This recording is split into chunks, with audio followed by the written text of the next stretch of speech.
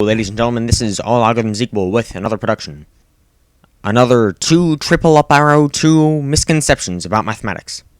Number 7. Geometry is not important, and neither is geometry class.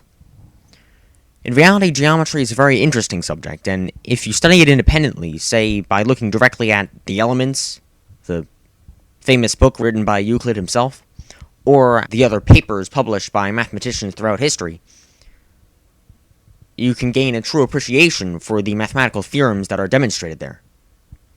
I could go on and give all the various applications of geometry, like in the architecture used in most buildings, many different kinds of manufactured products, etc., or perhaps I could talk about the beauty of the golden triangle, or Archimedes' spirals, or the arballos, or some other figure of aesthetic appeal.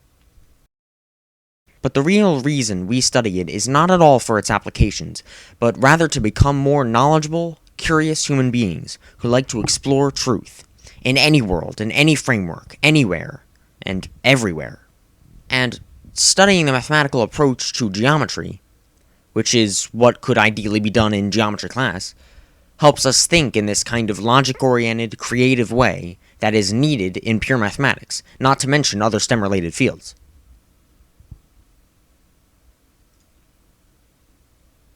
Number 8. Altitudes, and their intersections, don't matter, and simply aren't important. Well, in fact, they do matter. Obviously, I'm referring to the lines that can be constructed perpendicular to each side of a triangle, and through an opposite vertex, as you can see in a few diagrams, which hopefully I'll remember to put up here. First of all, they provide an interesting example of the kinds of lines we can draw within a triangle in Euclidean geometry, and in some hyperbolic frameworks.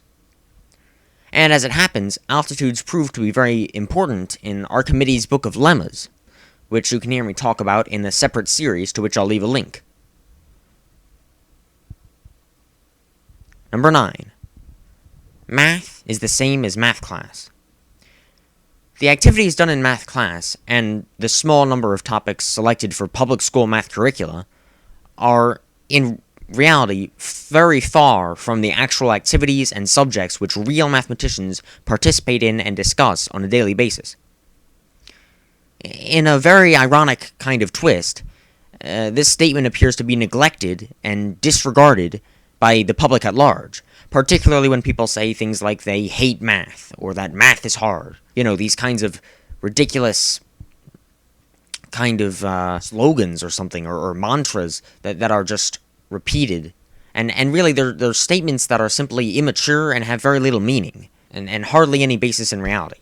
Is there really anyone who doesn't naturally like finding out the truth of our world, or of any world for that matter? Nay, I submit that pretty much all beings have a natural, normal curiosity that drives us to discover things about our world, and again, any world, really. I mean, for that matter, why do you think so many people like video games where you can explore wide open space freely? It's all an effort to seek out the truth in an uncertain world. And mathematics is just another case of this. And that's really how we should be viewing it, how people should view mathematics. And yet they don't.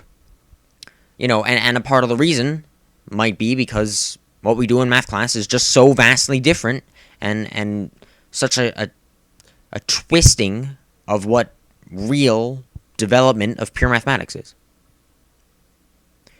Number 10. Math is done independently in silence and no time else.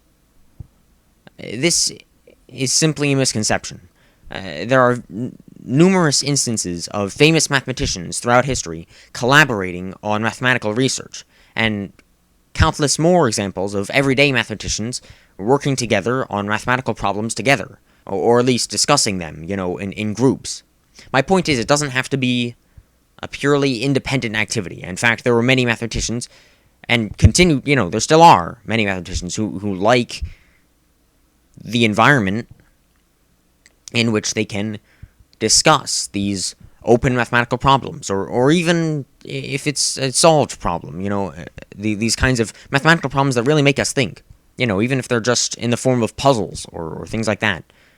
That's, you know, the reality, the kind of, or at least that's much closer to the real nature of mathematics. Anyways, thanks everyone. I just wanted to sort of make a brief sequel to my top 3 factorial misconceptions video, which I guess I'll leave a link to that, I suppose. But anyways, seriously, thanks for listening if you have been.